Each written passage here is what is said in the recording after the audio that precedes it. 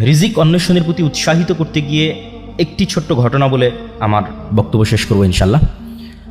আব্দুর রহমান বিন আউফ যখন মক্কা থেকে হিজরত করেন তখন অত্যন্ত খালি, জীর্ণ শীর্ণ, রিক্ত হস্তে মক্কা থেকে মদিনায় গেছেন।